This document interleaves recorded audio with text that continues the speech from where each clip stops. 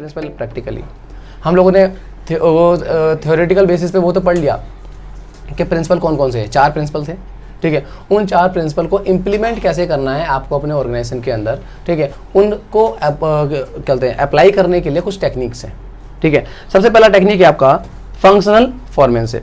ये functional format it refers to that technique of scientific management which make possible the full utilization of principle of specialization. इन्होंने क्या किया कि principle of specialization को full utilize करने के लिए इन्होंने फंक्शनल फॉर्मेनशिप बनाया। फंक्शनल फॉर्मेनशिप में क्या किया कि पूरे फैक्ट्री डिपार्टमेंट को 2 हिस्सों में बांट दिया, ठीक है। और इन्होंने 8 ऐसे फोरमैन सेलेक्ट किए जो अपने अपने काम में स्पेशलाइज्ड हों, ठीक है। याद रखना, क्योंकि इनका कहना यह था कि ये 8 क्वालिटीज किसी एक व्यक्ति के अंदर नहीं हो सकती हैं। समझ में आई बात? तो इन्होंने क्या किया कि 8 अलग अलग लोग सेलेक्ट कर लिए और हर बंदे में अलग अलग क्वालिटी होगी, ठीक है। और उस क्वालिटी के फोरमैन को जो है इस पोस्ट पे रखा गया। तो हमारा जो फैक्ट्री मैनेजर है, ये फैक्ट्री जो है मैनेजर के अंदर 2 कैटेगरी बना दी गई। ये फोरमैन्स की कैटेगरी हो गई। पहला वाला प्लानिंग ऑफिसर रहा,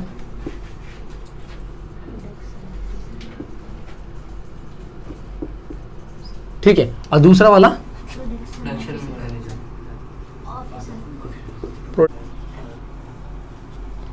अब जरा देखो जी, हमें एक्चुअल में आज के ये 8 पॉइंट के बारे में डिस्कस करना है। प्लानिंग ऑफिसर के अंदर 4 बंदे रहेंगे। कौन कौन से रहेंगे? रूट का, अच्छा, ये चारों और ये चारों मिलकर टोटल 8 के 8 जो है वर्कर को इंस्ट्रक्ट करेंगे। किसको? वर्कर को। समझ में आई बात? इनके नीचे ही वर्कर काम करेंगे, ठीक है ना। ये मैनेजर हो गया, फैक्ट्री का मैनेजर हो गया। उस मैनेजर के अंदर ये 8 क्लर्क रहेंगे और उस 8 क्लर्क के नीचे जो है ये वर्कर रहेंगे, ठीक है। इस तरीके से इन्होंने कहा कि अगर इस तरीके से करोगे तो आपको जो है आपके सिद्धांत अच्छे से फॉलो हो पाएंगे, ठीक है। पहला, रूट क्लर्क का काम क्या था? तो route clerk, this clerk specify the sequence of the complete the particular work, meaning thereby the stage it shall have the pass before the being finalized. He also decide to job to do done for the day and where it is to be done. जो route clerk है वो ये तय करेगा कि कौन सा काम आज कौन कौन से काम करने हैं और किस काम को किस काम के बाद करना है और उस काम को करने का क्या क्या तरीका रहेगा। रूट क्लर्क है किसी कार्य को करने का एक रूट तैयार करना। समझ में आ गया? ठीक है। तो ये जो क्या है, रूट तैयार करके देगा, ठीक है। और वो रूट जो है जो तैयार करके देगा उस पर ये लोग काम करेंगे वर्कर। उसके बाद instruction clerk, instruction card clerk, the clerk prepare the instruction card for the worker, hand them over the gang boss. These cards contain the information about the nature of work। जो काम ये तय करेगा कि क्या क्या काम करना, उन काम को परफॉर्म कैसे करना है वो ये तैयार करेगा। समझ में? इसने ये बताया कि क्या काम करना है, क्या क्या काम करने हैं, इसने ये बताया उस काम को कैसे परफॉर्म करना है। समझ में आई बात? ठीक है। About the nature of the work, procedure of doing, किस प्रोसीड्यूर से किया जाएगा, मटेरियल टू बी यूज और कौन कौन से मटेरियल के अंदर यूज होंगे, ठीक है। It to be use and the detail about the machinery, और मशीनरी की भी डिटेल देगा कि कौन कौन सी मशीनरी को किस तरीके से यूटिलाइजेशन करना है, ये बताएगा। इंस्ट्रक्शन क्लियर हो ना नाम से ही? समझ में आई बात? अगला है time and cost clerk. This clerk is decide to when a particular work is to be started and finished. कौन सा काम कब स्टार्ट करना है और कब खत्म करना है, ठीक है। Meaning thereby the what is the time the whole work will to be taken place. और ये भी बताएगा कि एक काम को करने में कितना टाइम लगना चाहिए। समझ में आई बात? एक काम को करने में कितना टाइम लगना चाहिए, ठीक है। It also decide at the same time what cost the product will be produce, और कितनी कॉस्ट पे वो जो है प्रोडक्ट बन जाएगा। देखो टाइम एंड कॉस्ट है ना, तो टाइम भी बताएगा और कॉस्ट भी बताएगा कि एक प्रोडक्ट को बनाने में कितनी कॉस्ट आएगी, ठीक है। नेक्स्ट है discipline. The discipline officer ensure that every work is being performed in the discipline manner.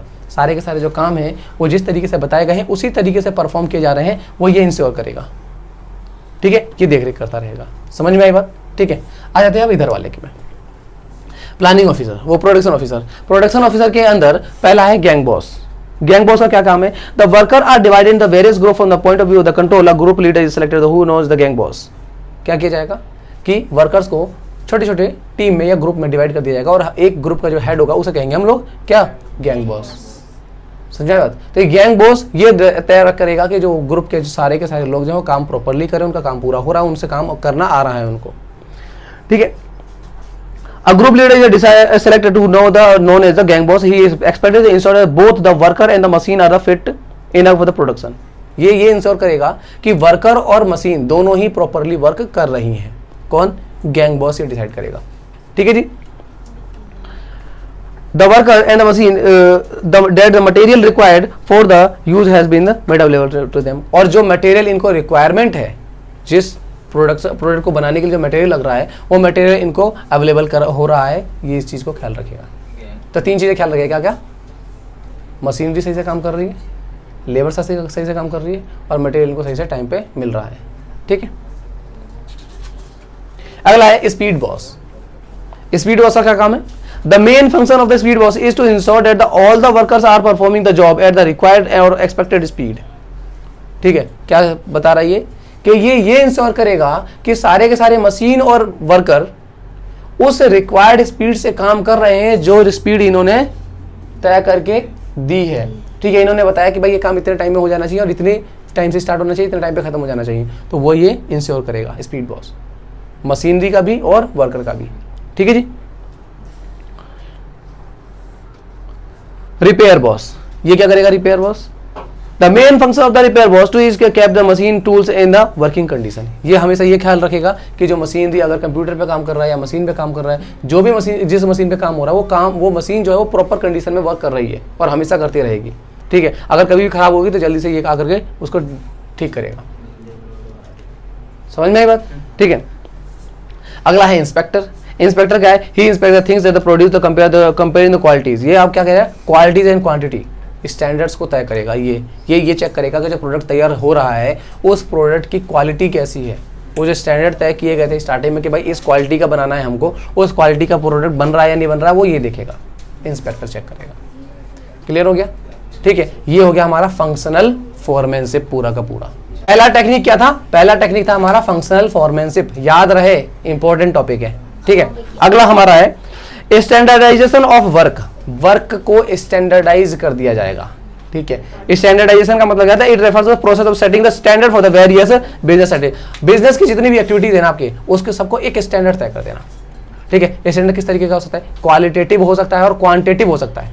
बोल, क्वालिटेटिव और क्वांटिटेटिव हो सकता है। क्वालिटेटिव में better quality, best quality, good quality, low quality, ऐसे, ठीक है। क्वांटिटेटिव में फैमिली पैक, सैसे पैक, पाउच, ठीक है, अलग अलग पैक आते हैं, ठीक है। तो इसे मतलब सिंप्लीफिकेशन और स्टैंडर्डाइजेशन करना काम को, ठीक है। जब देखते हैं standardization means the setting the standard for the different activities after due to deliberation. For example the amount of work to done with the work in a day may be standardize. ये भी देखिए जाना चाहिए कि एक दिन में कितना काम होना चाहिए, ये भी एक स्टैंडर्डाइजेशन ही है। आप पहले से तय करोगे भाई एक दिन में कम से कम 6 यूनिट बनानी चाहिए, तो 6 यूनिट का टारगेट लेके चलेगा ना, बंदा काम करेगा। समझ में आई बात, ठीक है। तो एक स्टैंडर्ड तय करना ही पड़ेगा कुछ ना कुछ हर चीज के लिए, क्वालिटी के लिए भी और क्वांटिटी के लिए भी, ठीक है जी। In other words the worker is expected to do standard amount of work every day in the same manner. The standard may also be raw material, machine, tool, technique, condition, हर तरह की चीज के ऊपर आप स्टैंडर्ड तय कर सकते हो। क्वालिटी के ऊपर कर सकते हो कि भाई इतनी क्वालिटी का तो कम से कम बनना चाहिए, इससे क्वालिटी का खराब है तो हम आपको रखेंगे नहीं या फिर वो प्रोडक्ट रिजेक्ट कर देंगे। समझ में आई बात, ठीक है। हर एक चीज का स्टैंडर्ड तय करना है, हर एक चीज का। एम्प्लॉय का भी कर सकते हो। एम्प्लॉय जैसे एक एम्प्लॉय है बहुत अच्छी क्वालिटी की वस्तु बनाता है, एक जो है वो लोकल क्वालिटी मतलब बहुत अच्छी क्वालिटी नहीं बना पाता। एक मशीन है बहुत अच्छी क्वालिटी की प्रोडक्ट निकाल के देती है, एक मशीन जो उतनी अच्छी क्वालिटी की नहीं दे पाती। समझे? तो हर चीज का स्टैंडर्डाइजेशन करना, ठीक है। ऑब्जेक्टिव क्या होता है? To reduce the given line of product to fix type, size and characteristic, ताकि जो है फिक्स टाइप के प्रोडक्ट, फिक्स साइज के प्रोडक्ट और फिक्स कैरेक्टरिस्टिक वाले प्रोडक्ट आपको मिलेंगे। आपने अगर एक स्टैंडर्ड तय कर दिया कि हम जो है फ़ोन से 3 कैटेगरी बनाएंगे, 64 GB, 128 GB और 256 GB, ठीक है, तो उतने में तय होंगे ना। अपनी मर्जी थोड़ी ना कि किसी ने 118 बना दिया, किसी ने 20 बना दिया, किसी ने 500 बना दिया। एक स्टैंडर्ड तय कर रहे हो ना, अभी भी तो स्टैंडर्ड ही तय किए जा रहे हैं ना, तो सिंप्लीफिकेशन हो जाएगा एक, ठीक है। To introduce the manufacturing identical products such that are easily interchangeable with one another, ठीक है, ताकि जो है ये जो आपका जो प्रोडक्शन जो है वो आइडेंटिकल यूनिट्स का कर पाओ किसी भी साइज का कपड़ा बना देते हो, किसी भी साइज का जूता बना देते हो, तो फिर उसको एक आइडेंटिटी कैसे दे पाओगे आप उसको, एक अलग पहचान ही नहीं हो पाएगी उसकी, तो ठीक है ना। तो ensure the quality of standard. आप फैन बना रहे हो, फैन की एक बेस्ट क्वालिटी बना रहे हो, एक डीलक्स क्वालिटी बना रहे हो, एक गुड क्वालिटी, 3 कैटेगरी बना दी, समझे। एक में आपने एल्युमिनियम की वायरिंग यूज़ कर ली, ठीक है, कॉपर की वायरिंग यूज़ कर ली, और भी बहुत सारी वायरिंग होती है, ठीक है। तो इससे तो क्वालिटी तय करना पड़ेगा ना आपको कि भाई, तो आप डिफरेंशिएट कर पाओ ना कस्टमर के सामने, भाई ये चीज़ मैं इसलिए इतना महंगा दे रहा हूँ क्योंकि इसके अंदर कॉपर की वायरिंग है, ये वाली इसलिए महंगा दे रहा हूँ क्योंकि इसके अंदर एल्यूमिनियम की वायरिंग है, ये मैं फ्री में दे रहा हूँ क्योंकि इसमें वायरिंग नहीं है है ना। तो मतलब कहने का ये है कि भाई आपको एक स्टैंडर्ड तय करे, कस्टमर को दिखाना है, या किसी को भी आप स्पेसिफिकली हर प्रोडक्ट को दिखाओगे तो उसको आपको भी तो पता होना चाहिए कि क्यों अलग दे रहा हूं। To establish the standard of performance the man and machine. Performance को, स्टैंडर्ड ऑफ परफॉर्मेंस को आप एस्टैब्लिश कर पाओगे मैन और मशीन दोनों का। मैन को भी आप अलग अलग क्वालिटी में कर सकते हो, एक बेस्ट क्वालिटी एम्प्लॉय और एक थोड़ा एवरेज क्वालिटी एम्प्लॉय। ऐसी मशीन को आप हाई प्रोडक्शन वाले में और एक लो प्रोडक्शन वाले में कर सकते हो, समझ में आएगा। तो हर चीज़ को आप स्टैंडर्ड तय करना है आपका। ये अगला क्या है, टूल है हमारा, ठीक है। तो स्टैंडर्डाइजेशन ऑफ वर्क कंप्लीट हो गया। सिंप्लीफिकेशन के बारे में बात कर लेते हैं जरा। सिंप्लीफिकेशन में क्या, simplification means the putting the end of the unnecessary type of the quality, size, weight, it for the example. मतलब कहने का ये है कि आप जितने भी कैटेगरी बनाओगे, जैसे हम लोगों ने स्टैंडर्डाइज में कैटेगरी बनाए थे, इतने ज्यादा कैटेगरी मत बना दीजिए कि आपको वो बहुत ज़्यादा हैसल लगने लग जाए, परेशानी देने लग जाए, या कॉस्टली होने लग जाए। जैसे जूते वाला एग्जांपल दिया था, आपने जूते का साइज़ बताया 5, 6, 7, 8, बीच का साइज़ बनाओगे तो हर एक स्टॉक का उतने मैन्युफैक्चरिंग यूनिट भी तो निकालने पड़ेंगे, वो मैन्युफैक्चरिंग पीसेस भी तो निकालने पड़ेंगे भाई। अगर मान के चलिए कि आपने 5 नंबर का एक जूता बनाया, 6 का, 7 का, 8 का, 9 का, इस तरीके से बना दिए। 5 साइज़ के जूते बना रहे हो तो 5 साइज़ के जूते के हर जूते का कम से कम लाख यूनिट तो बनाते होगे, तो 5 लाख यूनिट बनाने पड़े। अगर आपने एक साइज और बढ़ा दिया तो 5 लाख यूनिट बढ़ गए एकदम से, 5.5 नंबर बढ़ा दिया, 5.5 का भी। मतलब जितने ज्यादा वैरायटी बनाओगे उतना ज्यादा स्टॉक मेंटेन करना पड़ेगा, समझ में आई बात। उतना स्टॉक में उतना पैसा आपका फंसा रहेगा, आई बात में। ऑब्जेक्टिव क्या है इसका, effecting the economy in the use of the machine. Machine का यूज करने में आसानी रहेगी। समझ, आपको पता है कि भाई 4 ही साइज की चीजें बनाता हूं मैं, तो 4 से तो मशीन को 4 तरीके से यूज करना है। पर अगर आप 10 तरीके बनाओगे तो 10 तरीके से यूज करना पड़ेगा ना। अगर जूते की सोल जो बना रहे हो वो अलग अलग टाइप के बना रहे हो तो अलग अलग टाइप के सांचे बनाने पड़ेंगे जिसमें जूते की सोल बनेगी। तो जितने ज्यादा साइज उतने ज्यादा सांचे और उतनी बार मशीन चलानी पड़ेगी आपको, समझ में आई बात। तो मतलब क्या है, इकोनॉमिकल यूज नहीं हो पाएगा आपका मशीनों का, ठीक है। दूसरा है bringing the down the labour the cost, labour cost कम हो जाएगी, ठीक है। और क्या है, affect the economy in the staff, और स्टाफ भी आपको इकोनॉमिकली काम कर पाएगा, समझ में आई बात, ठीक है।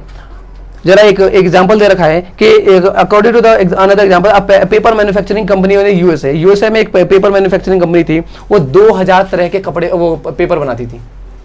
ये जो पेपर है ना, बुक के जो पेपर्स हैं, ये पेपर्स जो है 2000 टाइप्स के पेपर बनाती थी। अगर हर एक पेपर का अगर स्टॉक वो 100 किलो का भी रखती है तो 2000 के लिए कितना करना पड़ेगा, 2 लाख किलो का तो मिनिमम स्टॉक हमेशा मेंटेन करके चलती होगी वो। अब बिकता नहीं होगा इतना तो कंपनी को तो नुकसान होता चला जाएगा ना। इन्होंने क्या किया, मैनेजमेंट से कंसल्ट करने के बाद इन्होंने उस 2000 से 200 यूनिट पे कर दिया। मतलब सिर्फ 200 प्रकार के कपड़े कागज रखेंगे हम लोग, तो अगर 200 प्रकार के रखे तो 200 प्रकार के आपको स्टॉक मेंटेन करने पड़ेंगे, समझ में आई बात। तो आपका पैसा बचेगा ना, आई बात है। जितनी ज्यादा वैरायटी रखोगे उतना स्टॉक मेंटेन करना पड़ेगा, उतना इंश्योरेंस करना पड़ेगा, उतना रेंट लगेगा, स्टॉक मेंटेनेंस में कॉस्ट आएगी आपकी, ठीक है ना। तो आपको नुकसान होने के चांसेस ज्यादा हो जाते हैं, समझ में आई बात। खत्म है, सिंप्लीफिकेशन तक करते हैं, उसके बाद नेक्स्ट क्लास करेंगे, ठीक है।